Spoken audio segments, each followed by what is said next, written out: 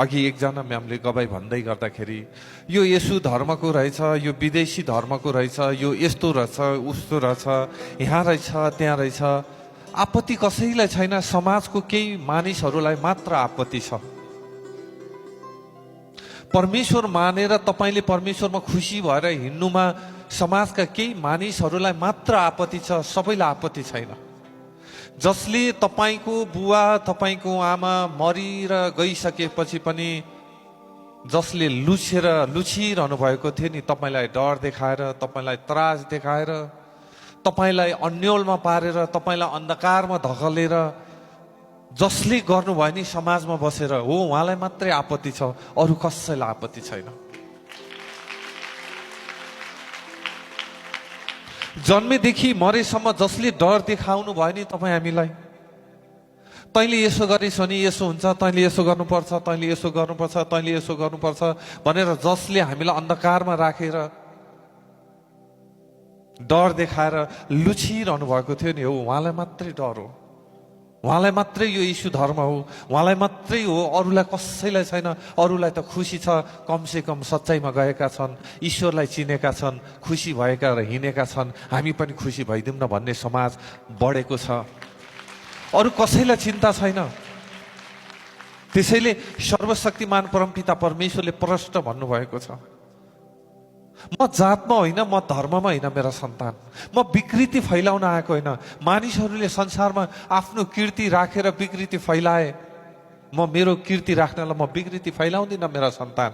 यदि तिमीले मलाई मनदेखि मान्यौ भने, मेरो सङ्गत गर्यौ भने, मेरो सङ्गतमा रह्यौ भने, मेरो छत्र छायामा रह्यो भने, मेरो जस्तै ह्याबिट हुन्छ, मेरो जस्तै स्वभाव हुन्छ, तिमी सुरक्षित हुन्छौ। हाम्रो सर्वशक्तिमान परमपिता परमेश्वर भन्नुहुन्छ। एउटा टिभी च्यानल हेर्ने मान्छेले त आफ्नो स्वभाव परिवर्तन गर्छ भने मेरा सन्तान, तिमी मसँग सङ्गत गरेपछि तिम्रो स्वभाव किन परिवर्तन हुँदैन? एउटा घटना हो, तपाईँहरूलाई याद छ कि छैन, तपाईँलाई थाहा छ कि छैन? कति फिल्महरूले हाम्रो स्वभावलाई परिवर्तन गर्छ भन्ने उदाहरण मैले दिन खोजेको छु। हजुरहरूले देख्नुभयो कि भएन? मैले हरेकबाट मेरो पिताले मलाई शिक्षा दिनुहुन्छ, म त्यसैलाई टपक्क टिपेर तपाईँहरू माझ राख्ने गर्छु। मेरो घरमा बच्चाहरूले त्यो फिल्म कतार हेर्नु भएछ मलाई थाहा छैन। एकचोटि यस्तो अवस्था भयो, बच्चाहरूले बाबु त्यो टिपेर ल्यान भन्दा नै पुष्पा झुकेगा नै। त्यो कसको प्रभाव? बाबु त्यो टिपेर ल्याउन भने पनि नै पुष्पा झुकेगा नै। प्रभाव पर्दो रहेछ नि त समाजमा आएका हरेक कुराले। अनि त्यसपछि तपाईँले ख्याल गर्नुभयो कि भएन? जसले टिभीमा अत्याधिक रुचि राख्ने सिरियलमा, जो क्राइम पेट्रोल होइन, जो क्राइम अपराधिक क्रियाकलाप हेऱ्यो, मान्छेले हेऱ्यो भने आफ्नो सासूले बुहारीलाई शङ्का गर्छ, बुहारीले सासूलाई, सासूले बुहारीलाई शङ्का गर्न सुरुवात गरेको हुन्छ। तपाईँले याद गर्नुभयो कि भएन? त्यो सिरियल हेरिसकेपछि मानिसको स्वभाव परिवर्तन भएको हुन्छ। तपाईँले याद गर्नुभयो कि भएन? एकचोटि एउटा फिल्म हिट भएको थियो, यो हात साथीको लागि फलाम, यो हात साथीको लागि सलाम भनेर प्रत्येकले भन्थ्यो। हो, आज एउटा एकछिन पर्दामा हेरेको, टेलिभिजनबाट हेरेको, अनि एउटा फिल्म हेरेको, एउटा टेली सिरियल हेरेकोले त हाम्रो स्वभावलाई परिवर्तन बनाउँछ, हाम्रो स्वभाव परिवर्तन हुन्छ भने हाम्रो परमेश्वरसँग सङ्गत गर्दा हाम्रो स्वभाव किन परिवर्तन हुँदैन र? त्यसैले आज संसारका मानिसहरूले शाबास दिनुभएको छ। अस्ति हामी गामी छाँक्रामा पुगेका थियौँ, फत्तबहादुर सर र सरस्वती म्याम कहाँ। हामीले यो सच्चाइ परिवारलाई नराम्रो, गाउँका मानिसले नराम्रो भनिदिए हामीलाई, होला हामीले पनि नराम्रै होला भनेर हाम्रो सोच पनि सच्चाइ परिवारप्रति नराम्रो भयो र हामीले दर्ता गर्ने ठाउँमा, सूचीकृत गर्ने ठाउँमादेखि लिएर विभिन्न ठाउँमा हामीले अवरोधहरू पुर्यायौँ। यो नराम्रो होला, यसले धर्म परिवर्तन गर्ने होला, यो यस्तो होला, उस्तो होला, नराम्रो होला भनेर हामीले पनि ब्याक हटेकै हौँ, यो नराम्रो हो भनेर। जब मैले सच्चाइ परिवारको हरेक क्रियाकलाप हेर्दै गएँ, आज तपाईँहरूको कार्यक्रम हेरेँ, आज तपाईँहरू आउनुभयो, खराब त म पो रहेछु हजुर, मेरो समाज पो खराब रहेछ, सच्चाइ परिवार त सही रहेछ नि। आज मैले सच्चाइ परिवारसँग मैले संस्कार सिक्नुपर्छ। मैले पनि सच्चाई परिवारले ल्याएको हरेक पेपरहरूमा के गर्ने कसो गर्ने हुँदैन कि भनेर मैले पनि सोचेको थिएँ, सोच बनाएको थिएँ हुँदैन होला भनेर। तर मेरो सोच खराब रहेछ, मेरो समाज खराब रहेछ, मेरा समाजका केही मानिसहरूको सोच खराब भएको कारणले आज यस्ता राम्रा कुराहरू उम्रिन नपाएका रहेछन्, फैलिन नपाएका रहेछन्। अब आउँदा दिनहरूमा यो सच्चाई परिवारलाई साथ सपोर्ट सहयोग हाम्रो हुनेछ, हामीले गर्नेछौँ। हामीले कहिल्यै समाजमा र टोलमा गएर धर्म परिवर्तनका गर्नेका कुरा कहिले चलाएनौँ, बरु शैतानिक आत्माहरूका प्रत्येक योजनालाई जलाएका छौँ।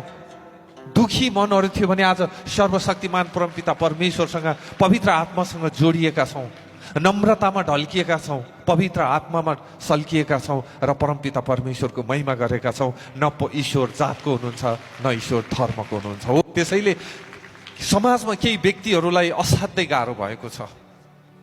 कतै मैले यो विकृति फैलाएर डर देखाएर मरेको मान्छेलाई पनि डर र त्रास देखाएर मैले जसरी मैले लुछिरहेको छु नि, यो लुच्ने काम बन्द हुन्छ कि? मैले लुच्न पाउँदिनँ कि?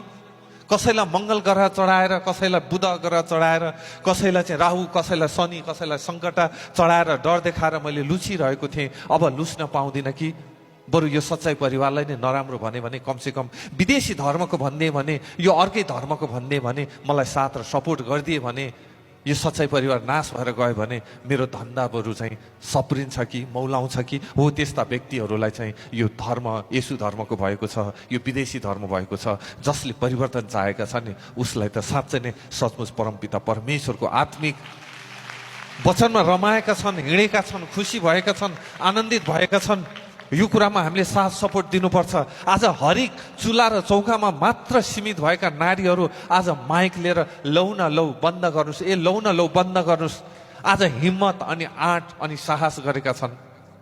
आज पुरुष मात्र देख्ने स्टेजमा धेरै ठाउँमा भन्नुहुन्थ्यो। म धेरै हिजोको दिनमा जीवनमा पहिलोचोटि एउटा गीत निकालेँ हजुर, चले चल्ला नचले नचल्ला। यो मेरो जीवनको पहिलो अनुभव हुनेछ भनेर जिन्दगीमा एकचोटि एउटा गीत निकालेँ। रातारात हिट भइदियो, मैले सोच्दा पनि सकिनँ। रातारात हिट भइदियो, नाम देशदेखि विदेशसम्म चर्चा परिचर्चा चल्न थाल्यो। त्यसपछि मलाई स्टेजमा बोलाउन सुरुवात गर्नुभयो। मलाई थाहा छैन, म त गीतमा तालतालमा निकालेको, तालतालमा हिट भइदियो। अब स्टेजमा गएर के बोल्ने हो थाहा छैन, कसरी बोल्नुपर्ने हो त्यो थाहा छैन। रातभरि लेख्थेँ, रातभरि घोक्थेँ, स्टेज चढ्दा सबै कुरा बिर्सिन्थेँ। अनि त्यो स्टेज चढ्दाखेरि देख्थेँ सबै पुरुष साथीहरू मात्र अतिथि रूप। त्यसपछि स्टेज चढ्दै गएँ, हेर्दै गएँ, प्रत्येक स्टेजमा देख्थेँ महिलाहरूको भन्दा पुरुषको सहभागिता धेरै देख्ने गर्थेँ। किन महिलाहरू यो समाजका योग्य हुँदैनन् भने जस्तो लाग्थ्यो, भित्रभित्र लाग्थ्यो। आज हरेक महिला सच्चाई केन्द्रको नेपालको स्टेजमा हेर्नुहोस्, पुरुषभन्दा महिलाको आज बाहुल्यता छ। यो कसले गर्यो? सच्चाई केन्द्र नेपालले आज चुलो र चौकामा मात्र सीमित भएर बस्ने नारीहरूलाई आज समाजको एउटा परिवर्तनको आवाज बोल्न सक्ने, समाजलाई परिवर्तन गर्न सक्ने, समाजमा परिवर्तनका सम्वाहकहरू खोज्न सक्ने आज नारीबाट सुरु भएको छ। सच्चाई केन्द्र नेपालले परमपिता परमेश्वरद्वारा गर्नुभएको छ। त्यसैले आज मलाई गर्व लाग्छ, सर्वशक्तिमान परमपिता परमेश्वर शाश्वत सत्य हुनुहुन्छ। अनि हो, त्यसैले जसले त्यो स्टेजमा नारी बसेको देख्न सक्दैन उसलाई पीडा भएको छ। यो चुल्हा र चौकामा मात्र सीमित भएर बस्ने नारी आज माइक लिएर किन बोलिरहेको छ र यो स्टेजमा माला लाएर किन सजिएर बसेको छ? जसलाई पीडा हुन्छ उसलाई चाहिँ, जसले पीडा भएको छ हो उसलाई चाहिँ यो टाउको दुखाएको विशेष भएको छ। कमसेकम धर्ममा जोड्ने भने, कमसेकम जातमा जोड्ने भने यिनीहरू तर्किन्छन् कि फेरि हिजोकै दिन जस्तो त्यसै हेला होचो गर्न पाइन्छ कि, अपमान गर्न पाइन्छ कि, दबाउन पाइन्छ कि? अब त कसैले कसैलाई दबाउन पाउँछ नि, किनकि सबै परमेश्वरका सन्तानहरूका राज्यमा हुनुहुन्छ। त्यसैले सर्वशक्तिमान परमपिता परमेश्वर भन्नुहुन्छ, तिमी नडराऊ मेरा सन्तान, मैले तिमीलाई डरको निम्ति चुनेको हुँदै होइन। भोलि हामीलाई यो राज्य बढ्दै जाँदा राज्यले पनि धरपकड गर्न सक्छन्। एउटा धागो हेर्नुहोस्, धागो देख्नु भएको छ नि, जस्तो कपडा सिलाउने धागो, एउटा धागोलाई हेर्नुहोस्, त्यो धागोबाट तान्नुहोस्, जसले पनि छिनाल्न सक्नुहुन्छ त्यो धागोलाई। तर त्यो धागोलाई 10 चोटि त्यो 10वटासँग जोडिदिनुहोस्, त्यो धागोलाई छिनाल्न ज्यान गर्न सकिन्न, त्यही धागोलाई छिनाल्न सकिन्न। त्यही धागोलाई एउटा व्यक्तिले सजिलै छिनाल्न सक्छ, तर 10वटा धागो मिल्यो भने त्यही व्यक्तिले सजिलै छुटाल्न सक्दैन, उसले कैँचीको सहारा खोज्नु पर्ने हुन्छ।